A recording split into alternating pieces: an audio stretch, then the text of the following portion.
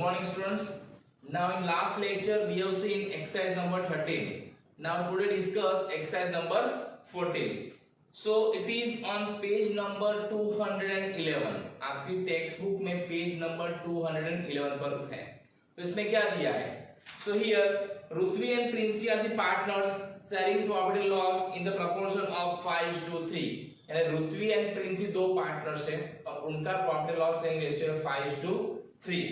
Now the balance sheet of the firm as on 31st March 2017 was as under. So आपको balance sheet और adjustment दिए page number 212. Now what is given? So here see balance sheet is given. So it is which kind of balance sheet? Balance sheet हम दो तरीके से बनाते हैं. कौन कौन सी? तो पहले हम क्या लिखते हैं? Long term liabilities and then current liabilities, then fixed assets and current assets. And दूसरा फॉर्मेट कैसा है बैलेंस शीट का? जिसमें हम पहले लिखते हैं लायबिलिटीज में करंट लायबिलिटीज और उसके बाद लॉन्ग टर्म लायबिलिटीज, और असेट्स में लिखते हैं हम पहले करंट असेट्स और उसके बाद लिखते हैं हम फिक्स असेट्स. तो ये बैलेंस शीट उस तरह से, उसमें आपको कोई टेंशन लेना नहीं है. आपको बैलेंस शीट किसी भी तरह दे, हम जिस तरह से सम करते हैं हमको वही तरह से सम करना है. क्लियर? तो सबसे पहले ओल्ड बैलेंस शीट में ऐसा कोई अकाउंट्स है जो पार्टनर्स के अंदर डिस्ट्रीब्यूट होगा, ओल्ड पार्टनर्स के अंदर ओल्ड रेशियो में. सो हम पहले देखेंगे लायबिलिटी साइड. तो उसमें कौन सा अकाउंट है? सो वर्कमैन प्रॉफिट शेयरिंग फंड. अब याद रखना, workman profit sharing fund is not distributed between the partners, but it will be shown in new balance sheet as a liability because it is a liability of the business. आपको ये distribute करना नहीं है. उसके बाद creditors, उसको तो हम करते नहीं है. उसके बाद वर्कमैन कंपेंसेशन रिजर्व, यस इसको हम डिस्ट्रीब्यूट करते हैं. इसके अंदर पार्टनर्स के अंदर, ओल्ड पार्टनर्स के अंदर ओल्ड रेशियो में. लेकिन सेम टाइम में देखना है उसका एडजस्टमेंट है. तो आपको नीचे एडजस्टमेंट दिए, देखो उसमें आपका एडजस्टमेंट नंबर, आपको एडजस्टमेंट दिया है. तो उसमें एक एडजस्टमेंट है जिसमें क्या है, workman compensation claim is given, that is adjustment number 8. आपको जो एडजस्टमेंट नंबर 8 दिया है ना, उसमें जो क्या दिया है, liability of workman compensation is ₹28,000. इसका मतलब क्या है, किसी वर्कर्स ने हम पे क्लेम किया हुआ है. कितने रुपीस का? 28,000 का. तो इसका मतलब क्या होगा, जो वर्कमैन कंपेंसेशन रिजर्व 60,000 है उसमें से 28,000 माइनस करना है. उसके बाद 32,000, जो 32,000 अमाउंट बचेगी वो क्या करना है, हमें ओल्ड पार्टनर्स के अंदर ओल्ड रेशियो में डिस्ट्रीब्यूट करना है. और जो 28,000 है उसको हम नई बैलेंस में जाएंगे as a workman compensation claim account में. ओके, लेकिन ये अब हम करेंगे जब हम पार्टनर्स कैपिटल करंट अकाउंट बनाएंगे तब, और न्यू बैलेंस शीट बनाएंगे तब. सबसे पहले क्या देखना है, रिवैल्यूएशन अकाउंट के adjustment. Okay, so here see both balance are given, current account as well as capital account. तो जब भी आपको करंट अकाउंट के बैलेंस दिए होते हैं तो इसका मतलब क्या है, पार्टनर्स एंड फर्म के बीच में जो भी ट्रांजैक्शन होते हैं उसकी सारी इफेक्ट कहां देनी है हमको, पार्टनर्स करंट अकाउंट में. और कैपिटल अकाउंट में क्या करना है, सिर्फ कैपिटल की इफेक्ट देनी है और कोई इफेक्ट देनी नहीं है. Okay, now asset side. So asset side को कुछ भी ऐसा दिया नहीं, कोई ऐसा अकाउंट नहीं है जो पार्टनर्स के अंदर डिस्ट्रीब्यूट करना है, तो वो तो आपको है नहीं है. Now we will see first adjustment of revaluation account. अब आपको ये समझ में आ जाना चाहिए, हमने अब तक 5 to 6 एग्जांपल देख लिए, तो कौन कौन से एडजस्टमेंट रिवैल्यूएशन अकाउंट को इफेक्ट करते हैं. तो कौन कौन से करते हैं, जिसमें किसी असेट्स की वैल्यू इंक्रीज हो, असेट्स की वैल्यू डिक्रीज हो, कोई आउटस्टैंडिंग एक्सपेंस हो, या एक्सपेंस हमने एडवांस में पे किया हो, कोई आउटस्टैंडिंग इनकम हो, या हमको एक इनकम एडवांस में मिल चुकी हो, है ना. ऐसे कोई एडजस्टमेंट है वो इफेक्ट करते हैं. तो हम देखते हैं वन बाय वन. जो फर्स्ट एडजस्टमेंट है ना, वो भी नहीं आएगा. देन सेकंड एडजस्टमेंट वो भी नहीं आएगा. देन थर्ड एडजस्टमेंट वो भी नहीं आएगा. फोर्थ वो भी नहीं आएगा. फिफ्थ वो भी नहीं आएगा. Sixth that is credit purchase of, ये आएगा. कैसे? So credit purchase of 15,000 which was not recorded in the creditors account and purchase account but it is included in closing stock. हमने क्रेडिट परचेज किया था, उसको हमने क्या किया है, क्रेडिटर्स में भी लिखा नहीं है ना, तो हमने परचेज में लिखा है, लेकिन उसको हमने क्लोजिंग स्टॉक में ऐड किया है. तो इसका मतलब क्या हुआ, हमारा एक्सपेंस हुआ था लेकिन हमने रिकॉर्ड किया नहीं था. तो eight the time of admission of partner अगर हमने कोई एक्सपेंस किया है और उसको हमने रिकॉर्ड नहीं किया है तो उसको रिकॉर्ड करना है रिवैल्यूएशन अकाउंट में डेबिट साइड। तो सबसे पहले आपका आएगा यहाँ पे टू क्रेडिटर्स, कितना, तो 15,000 हमने क्रेडिट में परचेज किया था गुड्स, लेकिन उसको हमने क्रेडिटर्स में भी नहीं लिखा था, ना तो हमने परचेज में लिखा था, लेकिन हमने उसको क्लोजिंग स्टॉक में लिखा था। तो इसका मतलब ये हुआ कि हमने परचेज किया तो हमारा एक्सपेंस था, वो एक्सपेंस हमने रिकॉर्ड किया नहीं था। और जब भी हम कोई एक्सपेंस करते हैं लेकिन उसको रिकॉर्ड नहीं करते तो eight the time of admission of partner उसको रिवैल्यूएशन अकाउंट में डेबिट साइड लिखना है। और उसकी दूसरी इफेक्ट कहां पे आएगी, ये जो 15,000 है ना, जो क्रेडिटर्स हमने लिखे नहीं थे वो क्रेडिटर्स में प्लस हो गए। वो क्या हो गए, हमारे जो ओल्ड बैलेंस में क्रेडिटर्स है ना उसमें प्लस हो गए। वो हम कब करेंगे, जब नई बैलेंस शीट बनाएंगे तब, वो आपको याद रखना है। Then 7th number, market value of stock of rupees 45,000 is 36,000। यानी जो मार्केट वैल्यू है 45,000 की स्टॉक की कितनी हो गई, 36,000। तो कितना कम हुआ, तो 45,000 माइनस 36,000 तो कितना आएगा, 9,000। इसका मतलब ये हुआ कि 9,000 स्टॉक की वैल्यू डिक्रीज हुई है। अब स्टॉक क्या है, असेट्स, असेट्स की वैल्यू जब भी डिक्रीज होती है कहां लिखना है, रिवैल्यूएशन अकाउंट में debit side. So here to stock account कितना आएगा, 9,000। और इसकी दूसरी इफेक्ट कहां देंगे हम, जब बैलेंस शीट बनाएंगे तो बैलेंस शीट में जो आपके ओल्ड बैलेंस शीट में कितना स्टॉक का वैल्यू है, 60,000। तो उस 60,000 में से हम क्या करेंगे, 9,000 माइनस करेंगे तो बाहर कितना आएगा, 51,000। क्लियर। तो यहाँ पे आपको याद रखना है 45,000 स्टॉक की वैल्यू थी ना वो 36 हो गई है, 45 से 36 तो कितना कम हुआ, 9,000। तो 9,000 डिक्रीज हुआ है। Clear.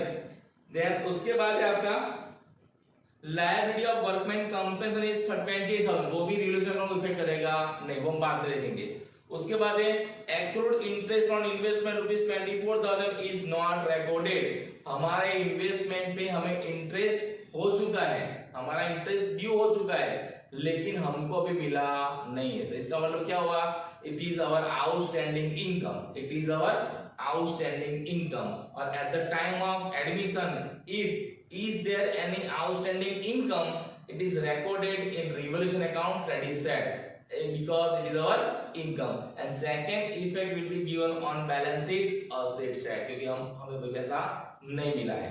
So here outstanding interest on investment account कितना, 24,000। ओके। नाउ इसके बाद और कोई एडजस्टमेंट नहीं है जो रिवैल्यूएशन अकाउंट को इफेक्ट करेगा, तो हमें क्या करना है, रिवैल्यूएशन अकाउंट को क्लोज करना है। अब यहाँ पे देखो रिवैल्यूएशन अकाउंट का दोनों साइड सेम होता है, here revaluation account both side totally same, तो आपको टेंशन लेना नहीं है। ऐसा हो सकता है कभी कभी रिवैल्यूएशन अकाउंट का दोनों साइड का टोटल इक्वल आता है, जब इक्वल आता है तो इसका मतलब क्या है, there is no profit there is no loss, यानी यहाँ पे प्रॉफिट भी नहीं है लॉस भी नहीं है। तो यहाँ पे दोनों साइड का टोटल कितना आएगा, 24,000। तो हमें लिखना है दोनों साइड 24,000 एंड 24,000। इसको बोलता है अकाउंट स्क्वायर अप। ये अकाउंट क्या हो गया, स्क्वायर अप हो सकता है, लेकिन आपको अपने आप से नहीं करना है, हमारी एंट्री वैसी होनी चाहिए, हमारी एंट्री करेक्ट होनी चाहिए और स्क्वायर अप होता है तो यहाँ पे रिवैल्यूएशन का प्रॉफिट भी नहीं आएगा लॉस भी नहीं आएगा, तो ये ट्रांसफर भी होगा नहीं। क्लियर ना। After revaluation next account is partners capital account. अब मैंने आपको पहले भी समझाया था कि जब पार्टनर्स करंट अकाउंट का बैलेंस दिया हो और पार्टनर्स कैपिटल अकाउंट का बैलेंस दिया हो, उस समय जो पार्टनर्स कैपिटल में ओपनिंग बैलेंस होता है ना वही क्या होता है, closing balance.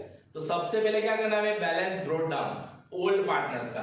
So here friends है बाय बैलेंस ब्रॉट फॉरवर्ड रुतवियन प्रिंसी। आपकी ओल्ड बैलेंस में कितना बैलेंस दिया आपको रुतवियन प्रिंसी का, 1,20,000 and 90,000।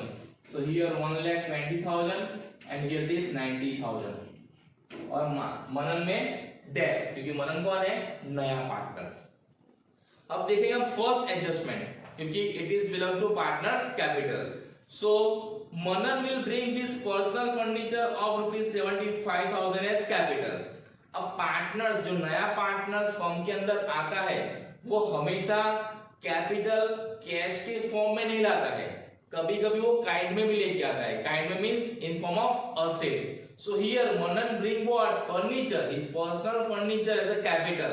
So what is journal entry, furniture account debited to Manan capital account. So Manan capital account में क्रेडिट साइड बाय फर्नीचर कितना, तो 75,000।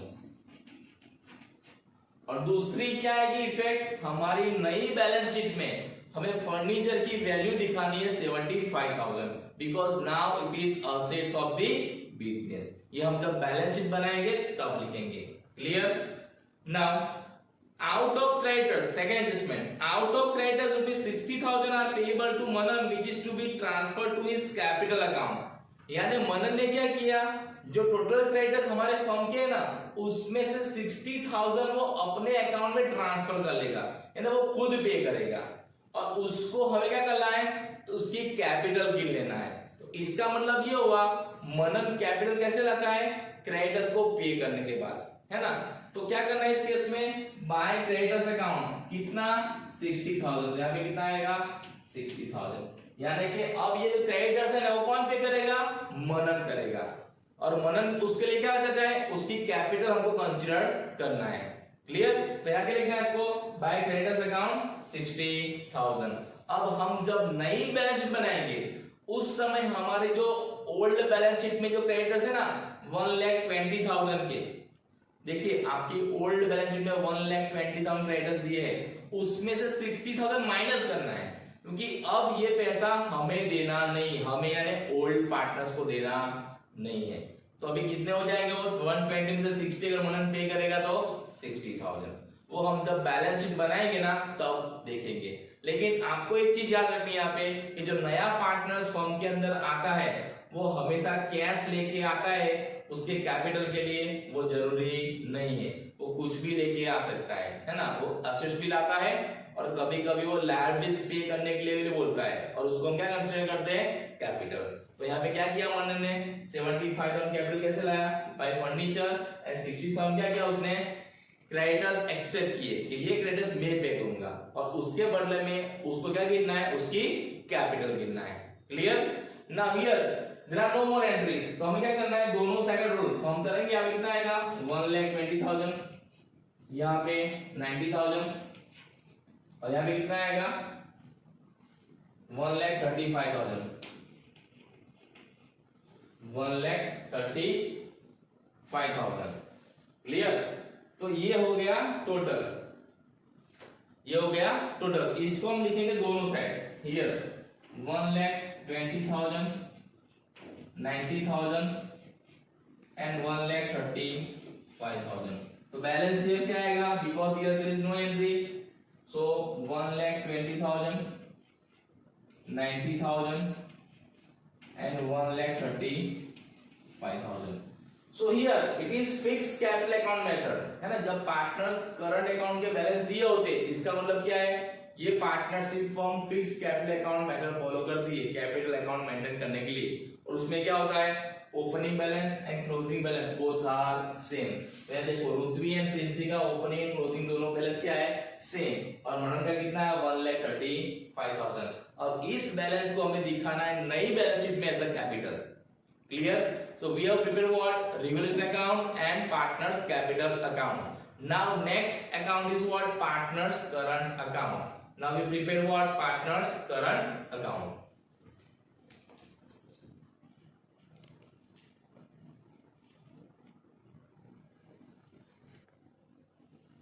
Now partners current account.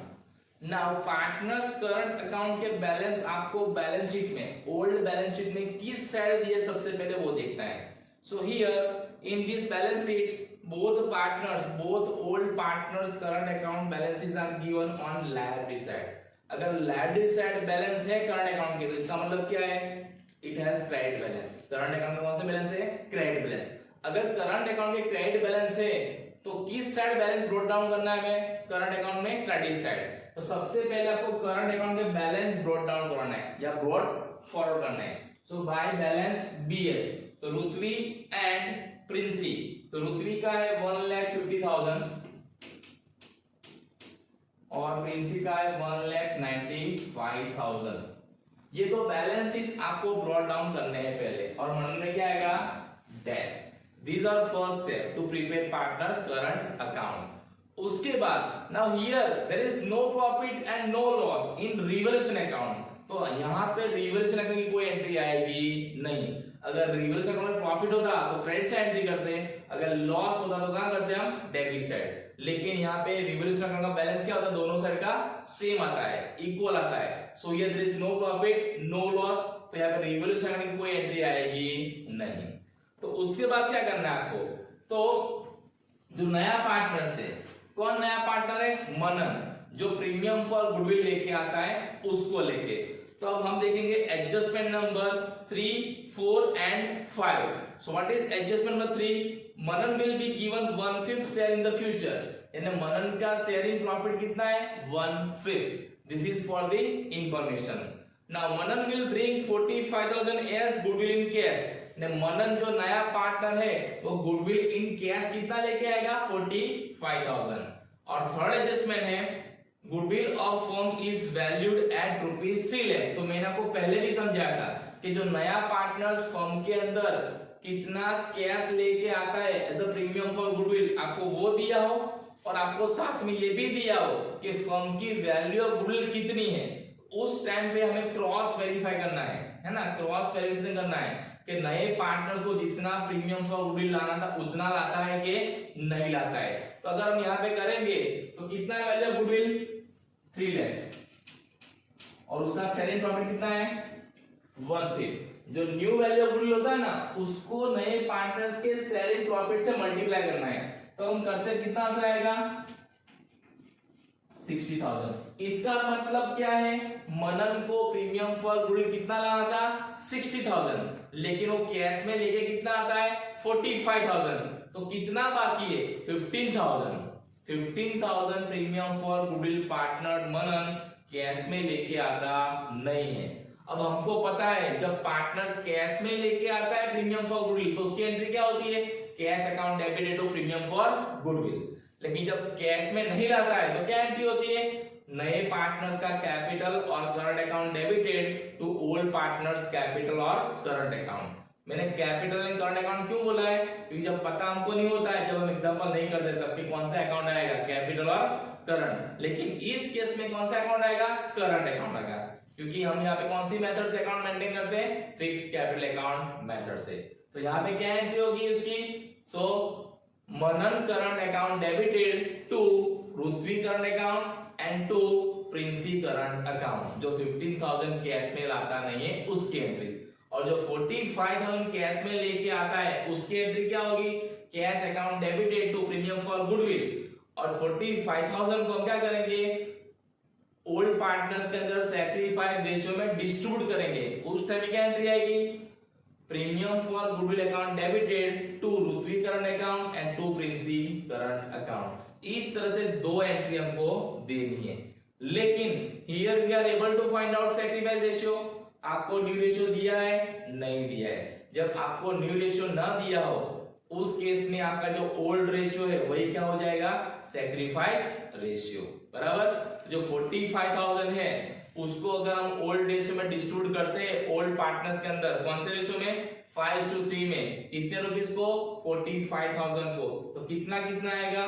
तो यहाँ पे लिखा है देखो, by current to premium for goodwill, तो रुद्वी एंड प्रिंसी में कितना आएगा। अगर आप 45,000 को 5:3 में डिवाइड करना है, आपको करना है कैलकुलेशन, कैसे करेंगे, तो 45,000 इंटू 5/8 एंड 45,000 इंटू 3/8, तो कितना आंसर आएगा, 28,125 रुद्वी के शेयर आएगा और 16,875 आएगा प्रिंसी का शेयर। ये आंसर कैसे आया, तो आपको करना है, कैसे करना है, 45,000 इंटू 5/8 एंड 45,000 इंटू 3/8, तो आपको ये आंसर मिल जाएगा।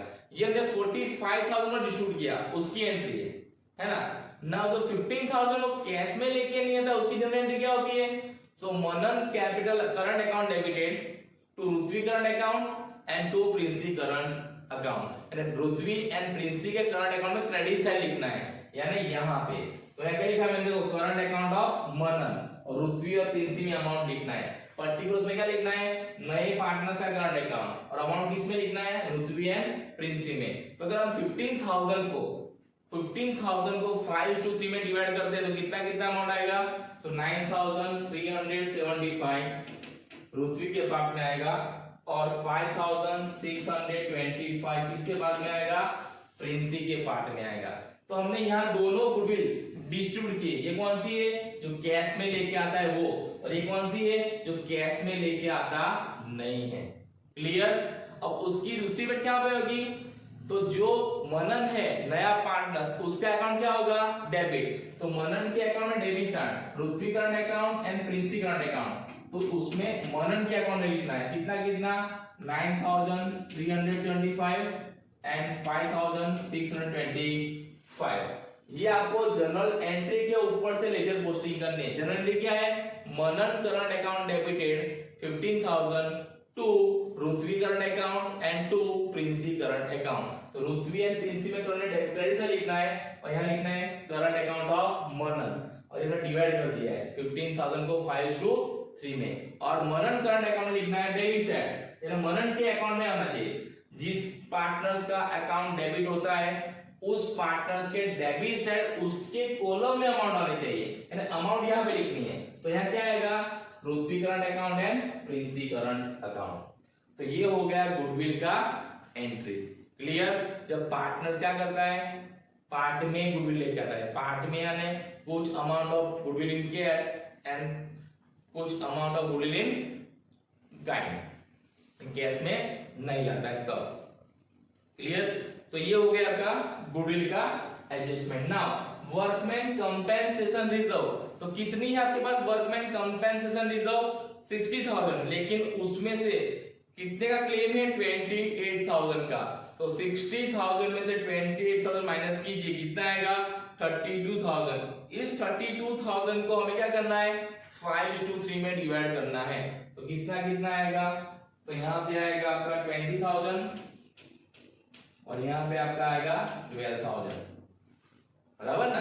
5/3 में डिवाइड किया है किसको, 32,000 को। क्यों 32,000 को, क्योंकि रिजर्व तो हमारे पास 60,000 था, लेकिन क्लेम कितना आएगा है 28,000। तो 60,000 माइनस 28,000 कितना बचा हमारे पास 32,000। तो 32,000 हमने क्या डिस्ट्रीब्यूट कर दिया है। Clear. Now all entry are done, हमने सारी एंट्रीज कर ली है। अब हमें क्या करना है, करंट अकाउंट का बैलेंस फाइंड करना है। तो सबसे पहले आपको ये देखना है कि किस साइड का रोल ज्यादा होता है। तो हम मनन की बात करें तो मनन में डेबिट साइड एंट्री है, मनन के अकाउंट में क्रेडिट साइड कोई एंट्री है नहीं। तो मनन का बैलेंस कैसा होगा, डेबिट। कैसे, because Manan current account debit side role is more than credit side. तो कितना आएगा यहाँ पे 15,000। तो यहाँ पे भी कितना लिख दो 15,000। तो कितना बैलेंस ये आएगा यहाँ पे 15,000। क्लियर। मनन का करंट अकाउंट का बैलेंस कैसा है, डेबिट है। क्यों डेबिट है, because Manan current account debit side total is more than credit side, क्योंकि डेबिट साइड 15,000 की एंट्री है और क्रेडिट साइड एक भी एंट्री नहीं है। तो डिफरेंस कहां पे आएगा, क्रेडिट साइड। तो मनन का करंट अकाउंट का बैलेंस कैसा है, डेबिट। और जिस partner current account debit balance होता है उसको हमें कहां दिखाना है, नई बैलेंस शीट में असेट साइड। क्लियर।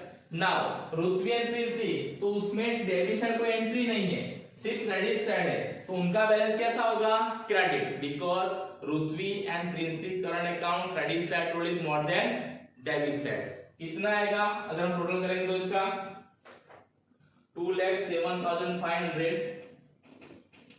इसका पृथ्वी का, और प्रिंसी का कितना आएगा 2,29,500। इसको हम लिख देंगे दोनों साइड 2,07,500 एंड 2,29,500। तो यहाँ बैलेंस शीट कितना आएगा 2,07,500 एंड 2,29,500। क्लियर। तो मनन एंड पृथ्वी का करंट अकाउंट का बैलेंस कैसा हुआ, क्रेडिट। क्यों, बिकॉज उसका क्रेडिट साइड का रोल डेबिट साइड से ज्यादा है और डिफरेंस कहां पे आता है, डेबिट साइड। अगर डिफरेंस डेबिट साइड आता है तो उसका क्रेडिट बैलेंस है, अगर डिफरेंस क्रेडिट साइड आता है तो उसका अकाउंट का डेबिट बैलेंस है। और partners current account credit balance है तो उसको लायबिलिटी साइड दिखाना है नई बैलेंस शीट में, और पार्टनर्स करंट अकाउंट का डेबिट बैलेंस है तो उसको दिखाना है नई बैलेंस शीट में asset side. Clear. So so in this way we have to prepare this partners current account. और आपको ये वेरीफाई करना है गुडविल का याद रखना, जब नया पार्टनर्स कितना प्रीमियम फॉर गुडविल कैश में लाता है वो भी आपको दिया हो, और नए फर्म की वैल्यू ऑफ गुडविल कितनी है वो भी आपको दिए, तो समझ लेना कि जो नया पार्टनर्स है ना कुछ amount of premium goodwill cash में लेके नहीं आता है। कितना लेके नहीं आता है वो आपको ढूंढना है। कैसे ढूंढना है? जो total value of new goodwill है, नई गुडविल, उसको मल्टीप्लाई करना है उसके शेयर से, और कितना आता है वो देखना है। कितना है यहाँ पे 60,000, और वो कितना कैश में लेके आया वो आपको दिया होगा, उसमें से वो माइनस करना है। 60,000 माइनस 45,000, 15,000 कैश में लेके आता नहीं है, ये आपको फाइंड करना है। ये हिडन एडजस्टमेंट है, आपको बोलेंगे नहीं, आपको समझ जाना है जब दोनों दिया हो तब। Clear? Now will prepare what? New balance sheet after admission of partner.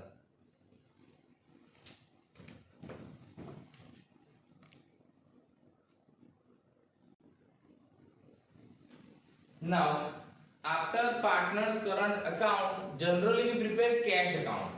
But here I have not prepared cash account because when we have to prepare cash account, when there are number of entries are more in the cash account.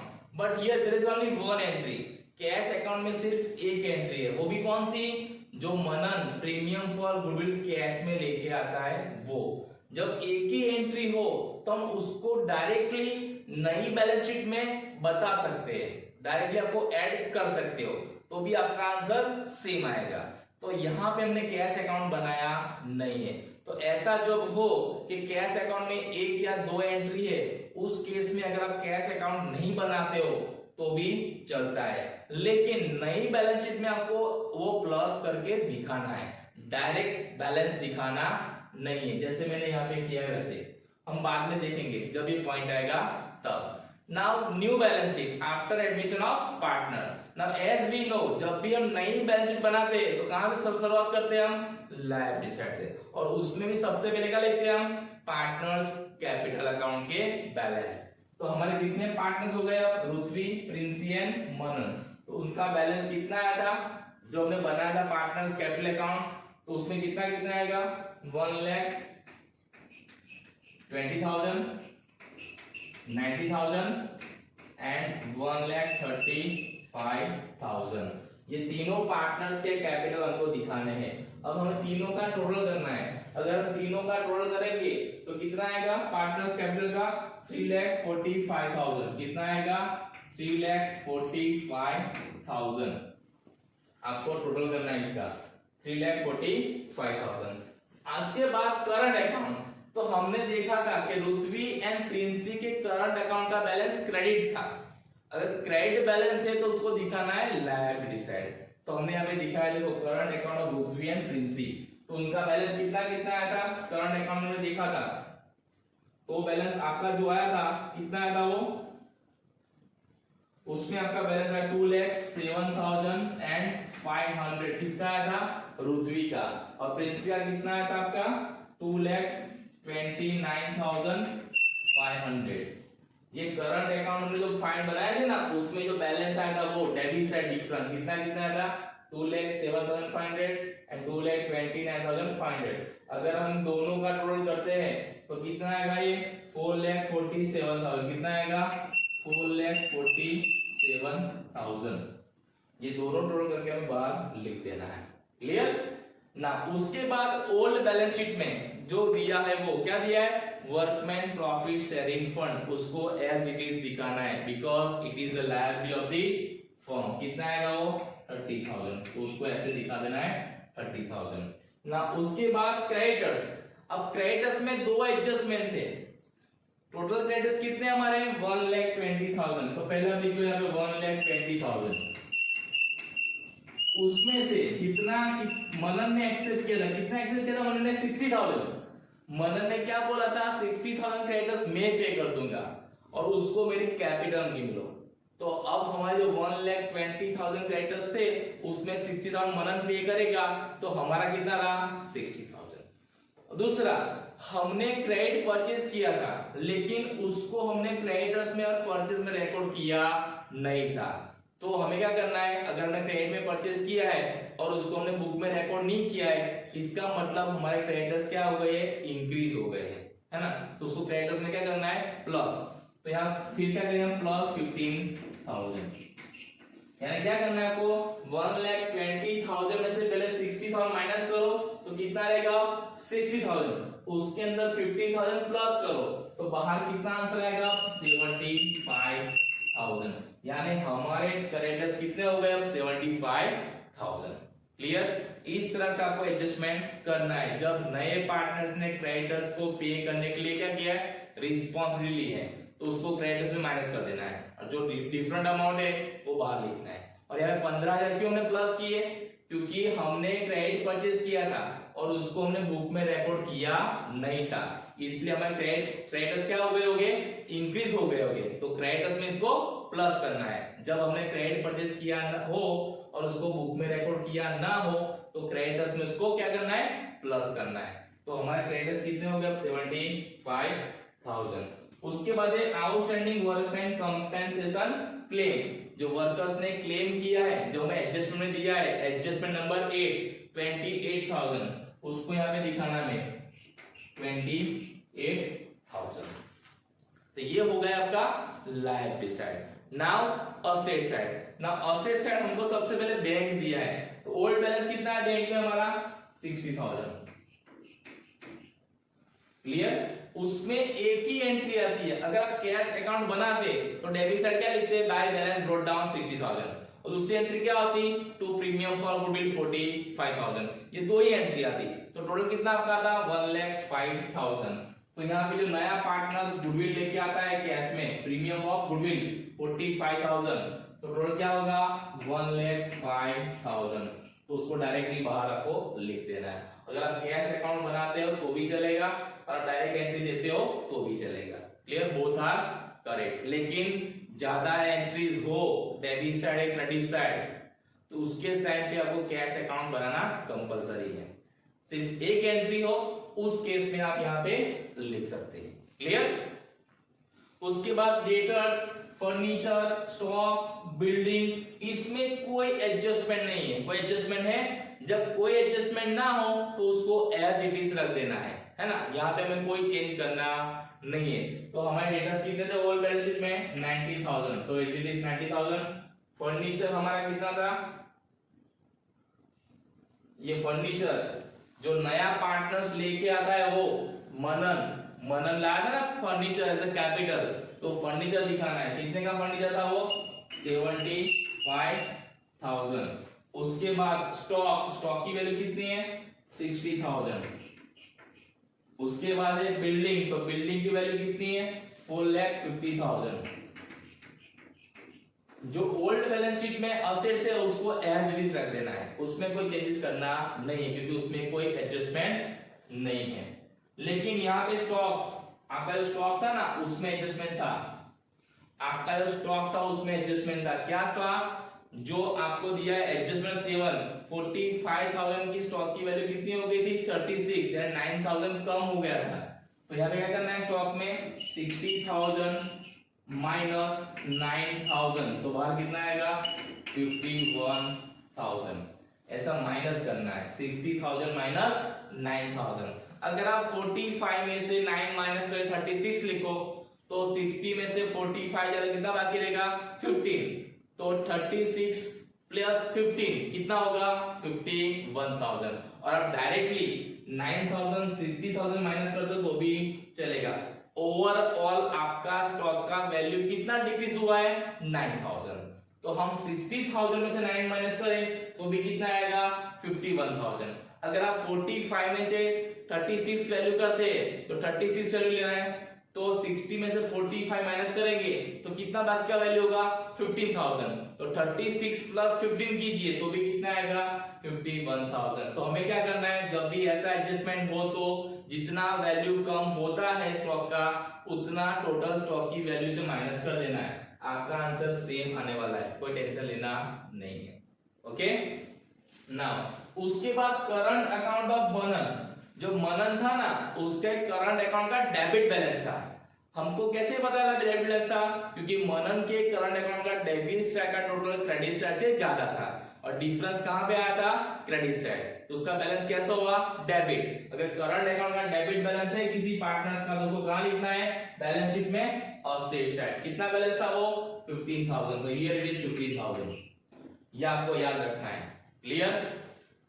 Then investment as it is 1,05,000 जितने थे वो, और एक था outstanding interest on investment, हमारा एक adjustment था जो जिसमें हमें इंटरेस्ट ऑन इन्वेस्टमेंट एक्रू हो चुका है लेकिन हमको मिला नहीं था, so it is our assets, हमारी इनकम हो चुकी है लेकिन हमको मिली नहीं है, तो हमारा क्या होता है वो असेट्स। तो एक एंट्री कहां लिखी थी हमने, रिवॉल्यूशन अकाउंट में क्रेडिट साइड, और दूसरी कहां लिखनी है, बैलेंस शीट में असेट साइड। कितना इंटरेस्ट था, तो इट इज 24,000, कितना था, 24,000। Now we have done all the entries, हमने सारी एंट्रीज कर लिए। अब लास्ट में क्या करना है आपको, you have to do total of both side, balance sheet के दोनों साइड का टोटल करना है एंड मस्ट बी इक्वल। अगर हम यहाँ पे टोटल करेंगे तो कितना आएगा इसका टोटल, 9,15,000, कितना आएगा, 9,15,000, इसको दोनों साइड लिख देना है, 9,15,000 and 9,15,000। Okay, so in this way we have to do this example. अब इस एग्जांपल में जितने भी एडजस्टमेंट हमने डिस्कस किए और आज तक हमने 8 से लेके 14, 8, 9, 10, 11, 12, 13, 14, 7 एग्जांपल हमने देख लिए हैं। उन सब में जितने भी एडजस्टमेंट हमने देखे, all those adjustment are very important, आपको सब एडजस्टमेंट पता होने चाहिए। और पहले कौन सा अकाउंट बनाना है, रिवॉल्यूशन, उसके बाद पार्टनर्स कैपिटल और करंट अकाउंट, उसके बाद कैश अकाउंट, उसके बाद न्यू बैलेंस शीट। इसी फॉर्म में आपको अकाउंट्स मेंटेन करने हैं। Okay, so today we have seen what, exercise number 14। Now thank you and have a nice day.